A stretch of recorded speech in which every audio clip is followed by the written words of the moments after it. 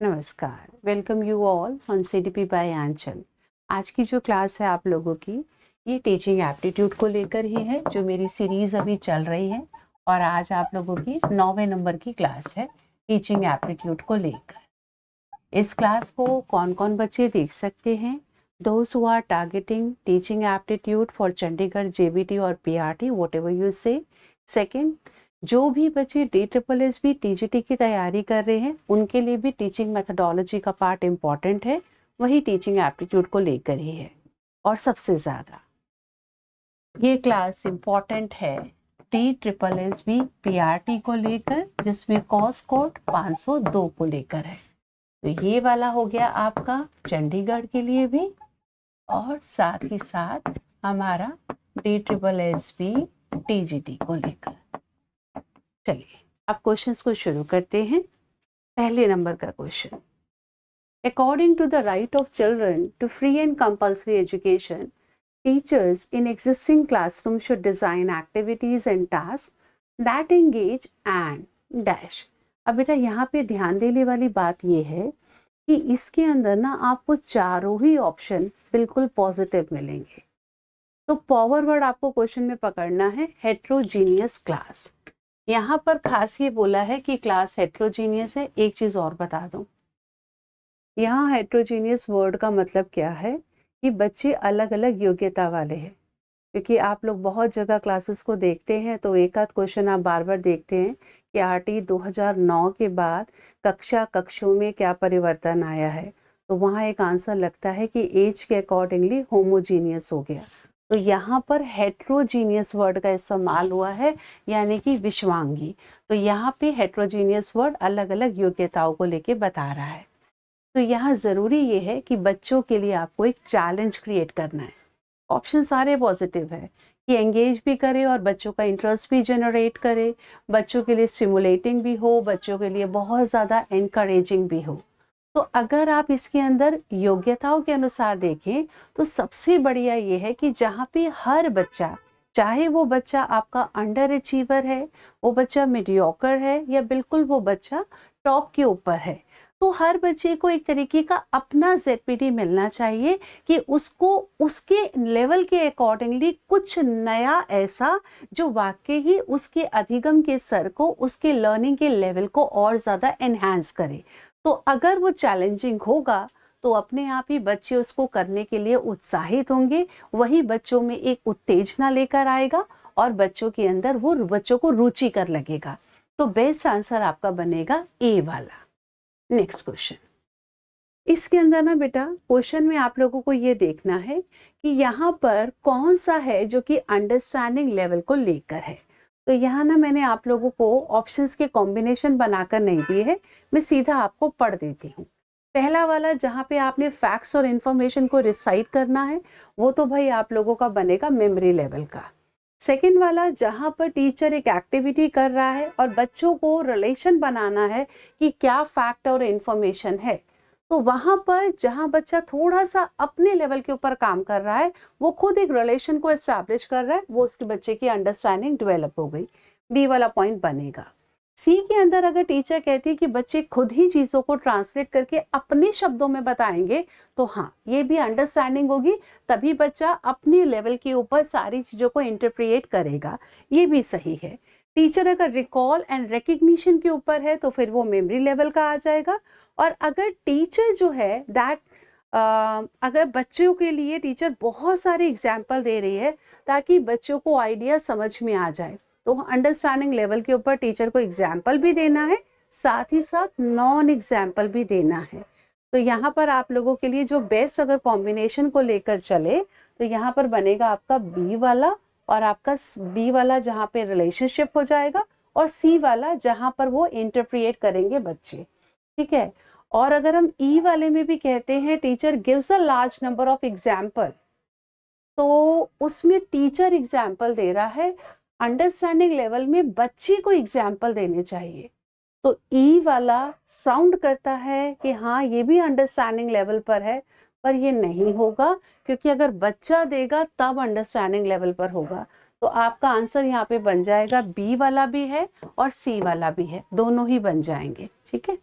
Next question, NEP बेटा BEd programme आप सभी को पता है बाय 2030 तक हमारे यहाँ पे मल्टी डिसिप्लिनरी के तौर के ऊपर जितने भी इंस्टीट्यूशंस होंगे वो सभी multidisciplinary higher education institutions होंगे और वो 4 साल का इंटीग्रेटेड टीचर्स एजुकेशन कोर्स देंगे जिसको कहा जाता है ITEC, यानी कि इंटीग्रेटेड टीचर्स एजुकेशन प्रोग्राम।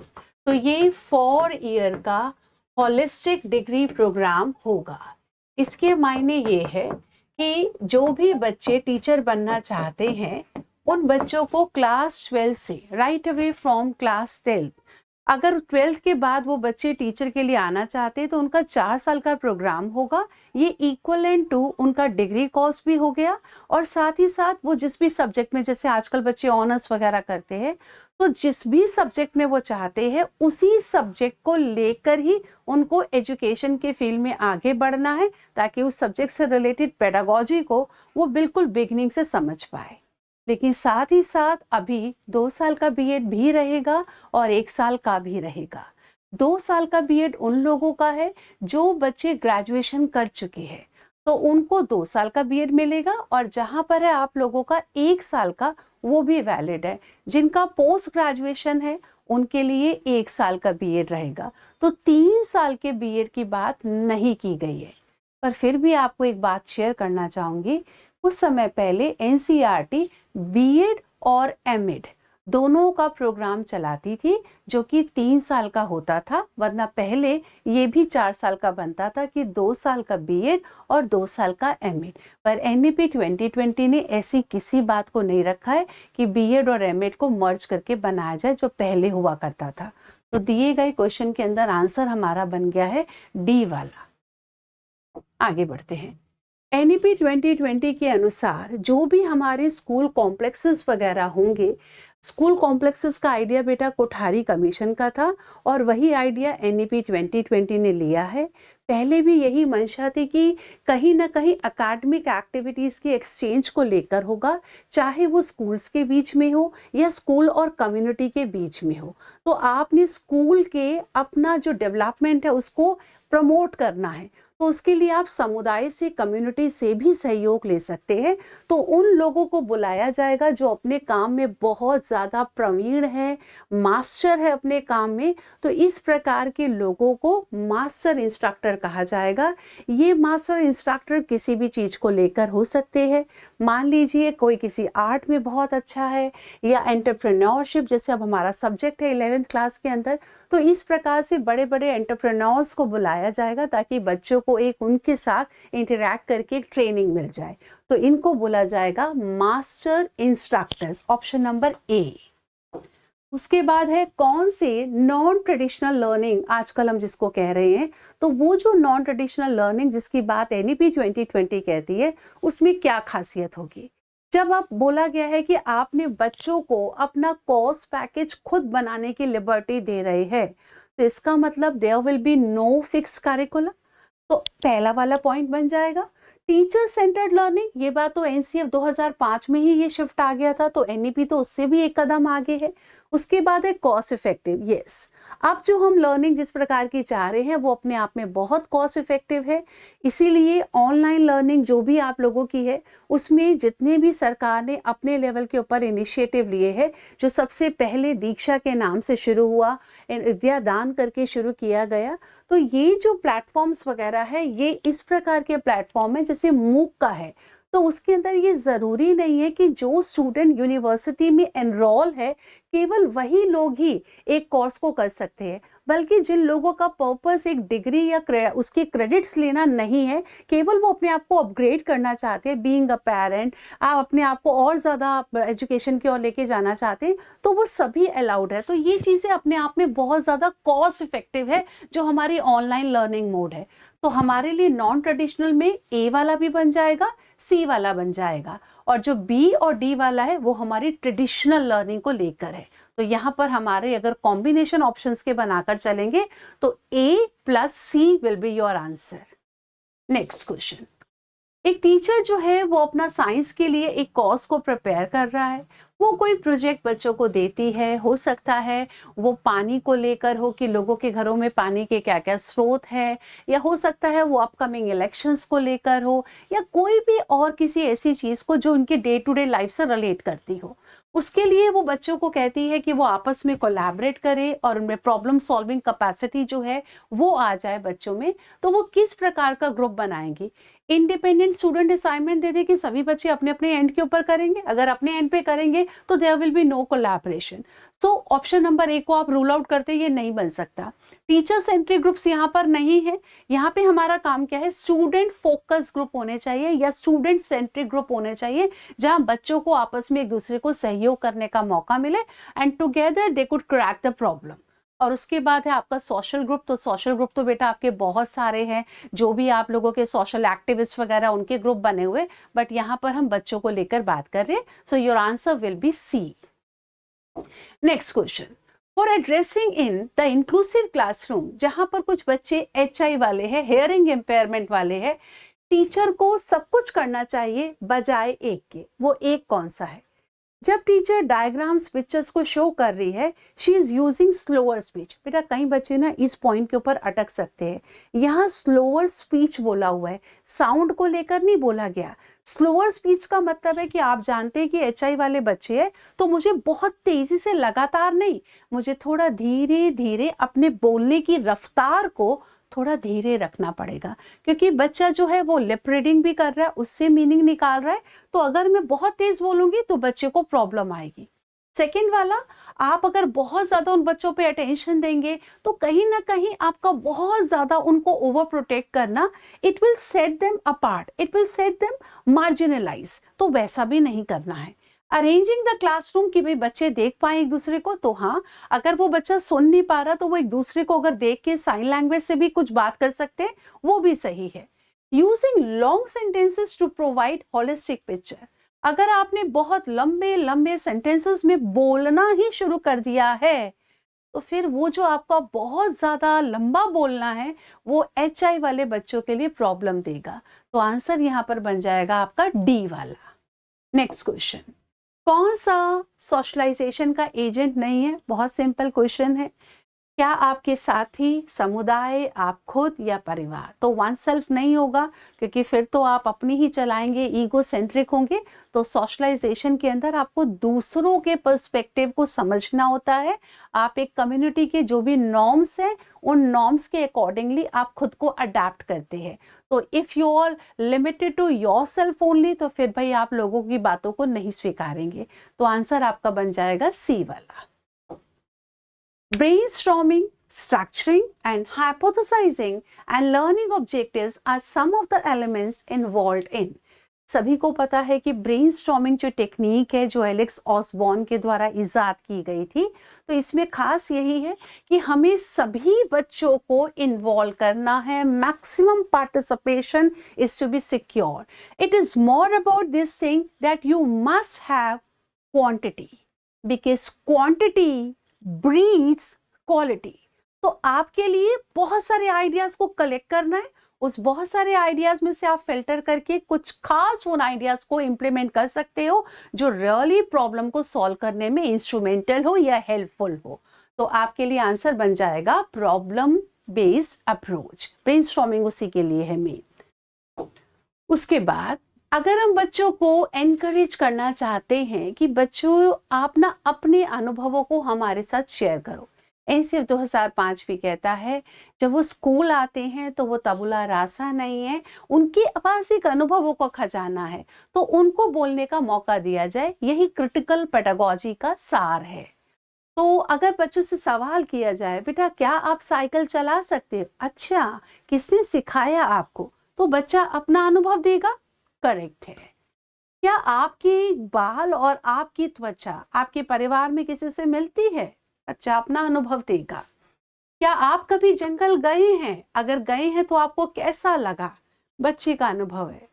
चौथे में देते हैं, हम कहते हैं आप अपने ग्रैंड पेरेंट्स के साथ बात करो और उनसे पूछो कि जब वो इतनी उम्र के थे, उनके मुताबिक 8 या 9 साल तक की उम्र के थे, तो वो कहाँ रहा करते थे या वो क्या खेला करते थे, किस तरीके से उनके टाइम में किस प्रकार के हालात थे। तो यहाँ पर बच्चे अपनी बात शेयर नहीं कर रहे हैं, बल्कि उनके दादा दादी की बात आ रही है। तो वो वाला क्वेश्चन बच्चों को अपने अनुभव साझा करने का मौका नहीं देगा, बिकॉज वो वही नरेट करेंगे which has been told to them by their grandparents. तो इसीलिए आपका आंसर यहाँ पर डी वाला बनेगा, जहां पर आप कह रहे कि बच्चों से जो प्रश्न नहीं पूछा जाना चाहिए, question that can not be asked, तो आंसर बन जाएगा डी वाला। उसके बाद है एनईपी का। अगर मैं कहती हूं, जैसे हमने बहुत सारे शिफ्ट करे थे एनसीएफ 2005 के, अगर मैं अपने से कहती हूँ कि एनईपी 2020 का अपना एक मानना है कि there must be a shift, जो हम कहते थे one size fits to all, ठीक है, उसके बाद one size does not fit to all. तो ये जो मूव है एनईपी का, उसको साकार करते हुए कौन कौन से प्रोविजंस या कौन कौन से बदलाव किए गए, तो वो कौन सी स्टेटमेंट है that endorse this kind of shift from one size वाला one size fit to all, from one size fit to all to does not fit to all का है। तो ये बन जाएगा आप लोगों का ऑडियो बुक्स, क्योंकि पहले ऑडियो बुक्स नहीं बनाई जाती थी, एक ही सबके पास टेक्स्ट बुक हुआ करती थी जो कि प्रिंट के अंदर होती थी। तो ऑडियो बुक्स इसीलिए लेकर आई गई है कि जो बच्चे देख कर नहीं पढ़ सकते हैं वो सुन कर पाए। और इंटीग्रेटेड टेक्स्ट बुक केवल इस बात को है कि हम जो भी बच्चों को पढ़ाएं वो एक होलिस्टिक लर्निंग के रूप में हो, तो उसमें नॉलेज जो है वो अलग अलग सब्जेक्ट एरिया की उठाकर एक कंप्लीट थीम बेस्ड नॉलेज बच्चों को दी जाए। तो आंसर आपका बन जाएगा पहला वाला, ऑडियो बुक्स को लेकर। इसके बारे में और भी मैं आगे क्वेश्चंस आप लोगों को करवाऊंगी कि किस प्रकार के सरकार ने अलग अलग इनिशिएटिव लिए हैं, टेक्नोलॉजी बेस्ड सीबीएसई ने कौन कौन से नई चीज़ों को शुरू किया है, तो आगे मैं वो क्वेश्चंस भी आपको कराऊंगी। उसके बाद है कौन सी सिचुएशन है जो कि डिसेबिलिटी को डिफाइन करती है। पहले भी हमने पढ़ा हुआ है कि WHO ने ICF international classification on the basis of functionality दिया था, तो उसमें उन्होंने 3 टर्म्स का जिक्र किया, इम्पेयरमेंट का, डिसेबिलिटी का, हैंडीकैप का। लेकिन अब हम केवल डिसेबिलिटी, जिसको अब स्पेशली एबल्ड कहा जाता है, उसी एक टर्म को लेकर चलते हैं। और आज के समय में we believe that this is the only umbrella term that is covering impairment as well as handicap. तो इसको इस रूप में दिया गया है कि जहाँ पे डिसेबिलिटी है, पहले देखते हैं इम्पेयरमेंट वाला पार्ट क्या है। पहला वाला पार्ट कहता है कि बच्चे की सुनने की क्षमता बाधित है, तो इसका मतलब कहीं ना कहीं एक श्रवण की हानि है। तो वो श्रवण की हानि या लॉस इन हियरिंग जो है वो आ जाएगा आपका इम्पेयरमेंट में। तो yes, impairment comes under disability, A वाला कवर होता है।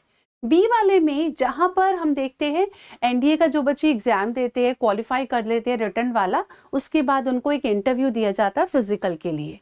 उस इंटरव्यू के अंदर अगर आपकी ये पैर की उंगली, हाथ की उंगली अगर ये भी जुड़ी हुई है, तो ये इसके बिहाफ पर आप लोगों को रिजेक्ट कर दिया जाता है। तो यानी कि आप मानते हैं कि अगर मान लीजिए आपको चश्मा लगा हुआ है, जैसे चैलेंज है आपका विजन, आपका स्पेक्स लगा हुआ है, तो वहां पर आप लोगों को रिजेक्ट जो किया जा रहा है, तो माना जा रहा है कि आप इस प्रकार के काम के लिए सक्षम नहीं है, इस पर्टिकुलर एक्टिविटी को आप नहीं कर पाएंगे, it is limiting your activity. तो इसको हम कहते हैं एक्टिविटी रिस्ट्रिक्शन। भी अगर कहीं पर आ रहा है, वो भी आप लोगों का डिसेबिलिटी का पार्ट है। और तीसरा वाला पार्ट कहलाता है जहां पर एक पार्टिसिपेटरी रिजेक्शन है, रिस्ट्रिक्शन है। तो जैसे कई जगह हमारे देश में भी ऐसा होता है कि औरतों के लिए कुछ अलग रूल्स बनाए जाते हैं, चाहे वो मंदिर के गर्भगृह को लेकर है कि एक औरत जब प्रॉपर साड़ी वगैरह पहनती है तभी वो मंदिर के गर्भगृह में जाकर अपनी पूजा अर्चना कर सकती है। तो आपने सोशली उस औरत को, और कई जगह पे औरतों को अलाउड भी नहीं है। तो इसी प्रकार मैंने एक लाइन आप लोगों के लिए लिखी है कि किसी क्लब के अंदर अगर आप एक औरत साड़ी पहनकर आ रही है तो आप उसको अलाउ नहीं कर रहे हैं, तो इसका मतलब सोशली उसको आप रिस्ट्रिक्ट कर रहे हैं।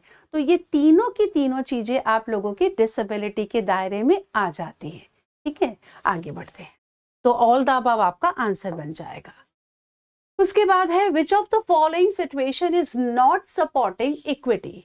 कहाँ पर समता आपको लगता है समता का संज्ञान नहीं लिया गया है? पहला डिफरेंशियल करिकुलम, भाई डिफरेंशियल में तो लिया जाता है, आप सभी बच्चों के अनुरूप कुछ ना कुछ ऐसा करते हैं कि सभी बच्चों को आप शामिल कर पाए।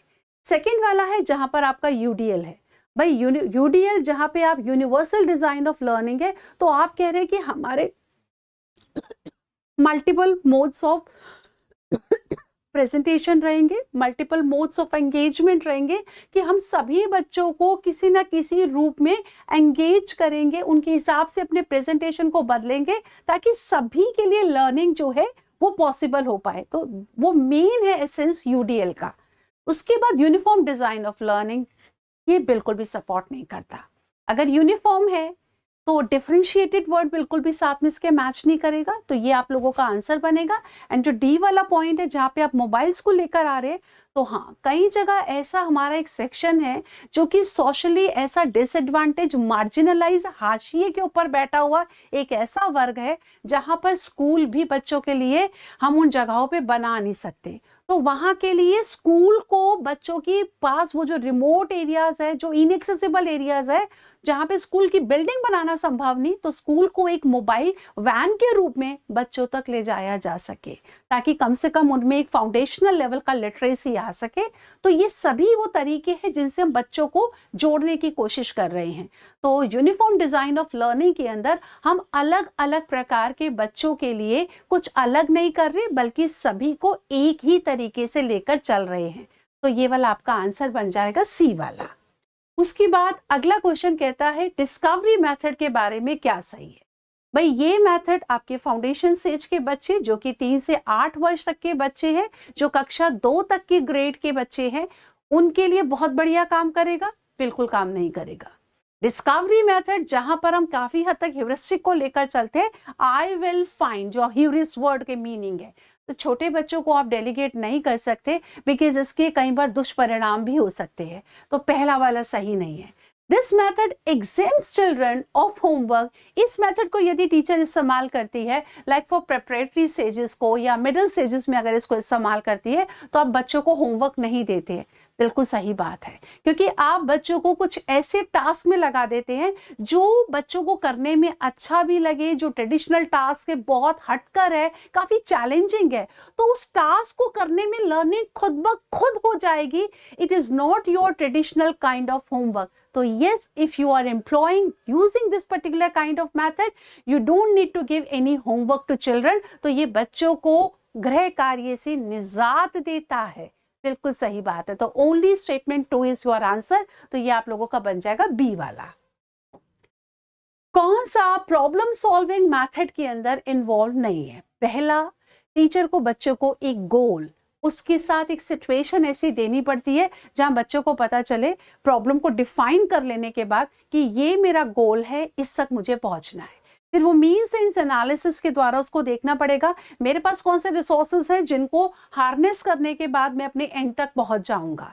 उसके बाद children appraise the situation as changeable, बच्चे के लिए जो सिचुएशन है वो चेंजेबल है एंड दे मेक हाइपोथेसिस। उनको पता है कि ये जिस भी स्टेट के ऊपर है प्रॉब्लम, ये इससे आगे हमारे को सॉल्यूशन मिलेगा जरूर। और उसके बाद वो अपने अपने टेंटेटिव सॉल्यूशंस को लेकर आते हैं जिसको हम हाइपोथेसिस कहते हैं, जो बच्चे अपनी संकल्पना करते हैं।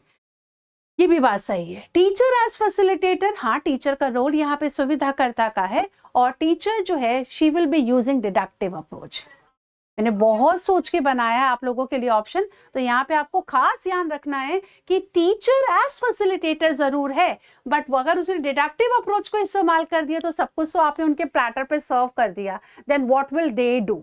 वो तो सिंपल खाएंगे। तो आपने उनको मजबूर करना है, उनको एक इतना ज्यादा फोर्सफुली ऐसे सशक्त बनाना है, इस रूप में देना कि बच्चे खुद से करें। तो यहाँ डिडक्टिव नहीं होगा बल्कि इंडक्टिव होगा, तब टीचर फैसिलिटेटर है। अगर टीचर डिडक्टिव पर है तो वो फैसिलिटेटर नहीं, वो इंस्ट्रक्टर हो जाएगा। तो प्रॉब्लम सॉल्विंग में टीचर का रोल फैसिलिटेटर होगा, वो तभी आएगा जब इंडक्टिव पर होगा। तो आंसर आपका बन जाएगा डी वाला। तो बेटा आज के 15 क्वेश्चन आई होप कि अच्छे लगे होंगे आप लोगों को, बट हाँ अभी भी मुझे सपोर्ट नहीं मिल रहा है। जब मैं वीडियो के एनालिटिक्स में जाती हूँ तो मुझे दिखता है कि क्लास शेयर नहीं होती। एनीवेज मेरा काम है आप लोगों को अच्छा कंटेंट देना, बट आई डू एक्सपेक्ट कि आप लोग मुझे इतना सपोर्ट ज़रूर करिए कि आप क्लास को शेयर करिए। हो सकता है जब ज़्यादा बच्चे जुड़ने लगेंगे तो आप लोगों के लिए मैं और ज़्यादा अच्छा कुछ कर पाऊँ। ठीक है, तो ऑन अ पॉजिटिव नोट मैं क्लास को वाइंड अप करती हूँ। नमस्कार।